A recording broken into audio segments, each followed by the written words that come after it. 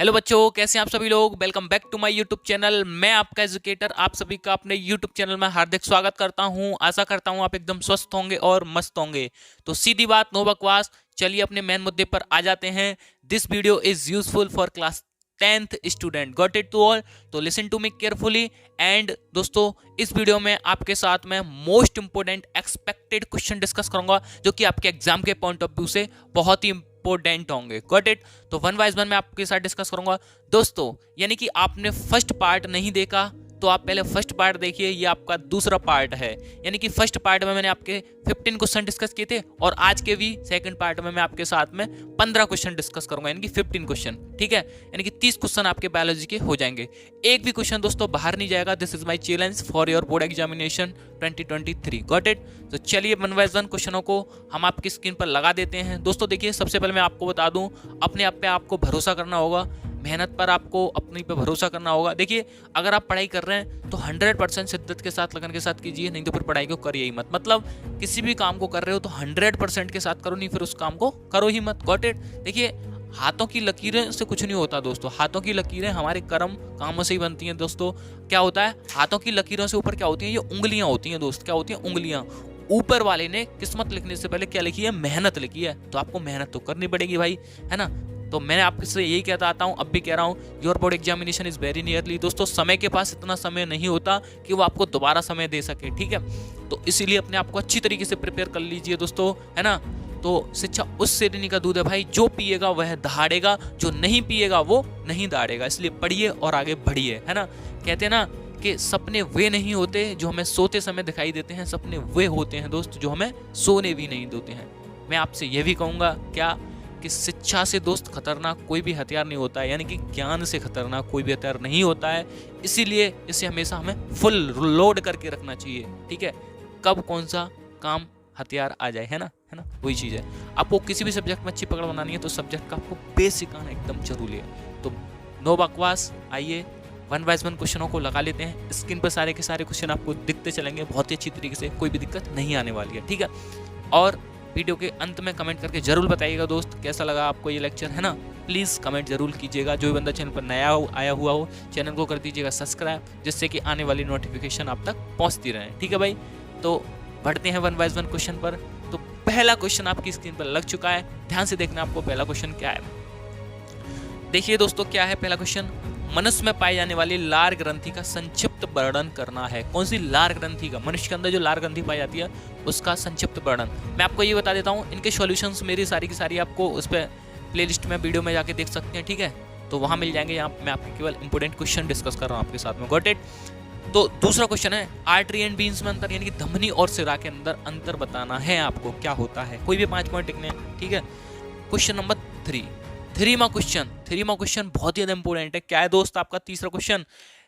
मनुष्य के पाचन तंत्र तथा श्वसन तंत्र का वर्णन करना है। सचित्र, चित्र बनाकर वर्णन करना है। ये दोस्तों क्वेश्चन 6 नंबर में आया हुआ है प्रीवियस ईयर में दोस्तों। मोस्ट इंपोर्टेंट एक्सपेक्टेड क्वेश्चन है, मैंने उठाए हुए हैं दोस्तों, प्रीवियस क्वेश्चन है। ठीक है, चौथा क्वेश्चन क्या है? दिख गया होगा चौथा क्वेश्चन।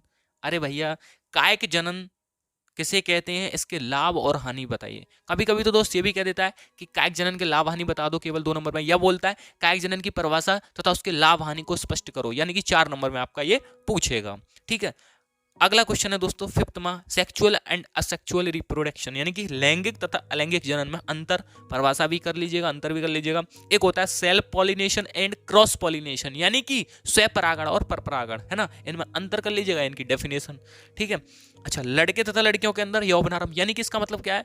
ये क्वेश्चन है आपका 6 माह, यानी कि लड़के और लड़कियां जो 15 साल से ऊपर के हो जाते हैं, 14-15 साल से ऊपर के, तो उनकी बॉडी में क्या क्या चेंजेस आते हैं, है ना। तो वो आपको यौवनारंभ का मतलब ये है, होने वाले परिवर्तन बताने हैं। क्वेश्चन नंबर 7 बहुत ही ज्यादा महत्वपूर्ण है, ये एक पूछा गया क्वेश्चन है दोस्तों। जनसंख्या वृद्धि के कारण नियंत्रण का उपाय बताइए, है ना, ये 7वां क्वेश्चन। स्त्री जनन अंगों के बारे में वर्णन करो, 8वां क्वेश्चन। स्त्री और पुरुष दोनों का करिएगा आप, एक का ही नहीं, क्योंकि कभी कभी मेल का पूछ लेता है, मेल रिप्रोडक्टिव पार्ट, कभी कभी फीमेल का पूछ लेता है। Got it? अच्छा, ध्यान से देखते हैं दोस्त 9वां क्वेश्चन क्या है आज का आपका? आनुवांशिक की किसे कहते हैं तथा मेंडल द्वारा मटर के पौधे का चुनाव कारण स्पष्ट करो, यानी कि मटर के पौधे पर चुनाव किया था ग्रेगर जॉन मेंडल, साइंटिस्ट थे उन्होंने। तो मटर का पौधा ही क्यों ही चुना, उसका चुनाव क्यों किया, ऐसी क्या खासियत थी उसके अंदर, तो ये क्वेश्चन आपको बताना है। आनुवांशिकी किसे कहते हैं, ये इसकी डेफिनेशन देनी है। लीजिए भाई, डीएनए का पूरा नाम तथा उसके महत्व बताइए, है ना, यानी सिग्निफिकेंस ऑफ डीएनए। डीएनए के महत्व बताने और डीएनए का पूरा नाम क्या होता है, कमेंट बॉक्स के अंदर जल्दी कमेंट कीजिए क्या होता है डीएनए का पूरा नाम, क्या होता है डीऑक्सीराइबोन्यूक्लिक एसिड। आरएनए का क्या होता है राइबोन्यूक्लिक एसिड। एटीपी का क्या होता है एडिनोसिन ट्राइफॉस्फेट। एडीपी का क्या होता है एडिनोसिन डाइफॉस्फेट। एचआईवी का क्या होता है फुल फॉर्म ह्यूमन इम्यूनोवायरस।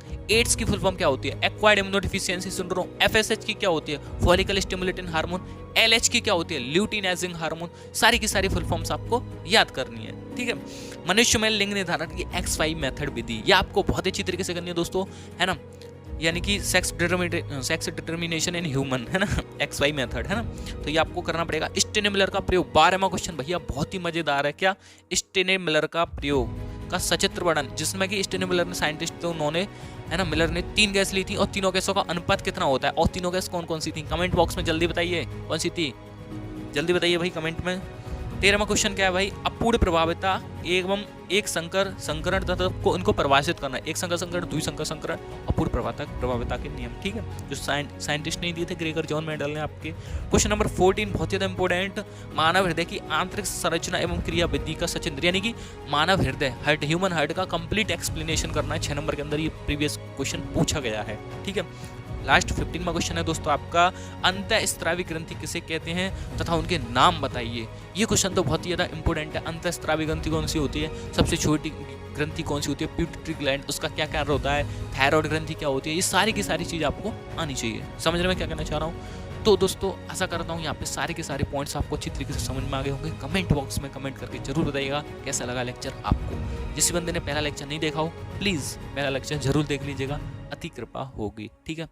तो वीडियो को लाइक कर दीजिएगा, ऐसे ही जुड़े रहिए, बस बना रहिए आपका प्यार। मिलते हैं फिर नेक्स्ट लेक्चर में दोस्तों, तब के लिए जय हिंद, जय श्री राम, जय श्री परशुराम।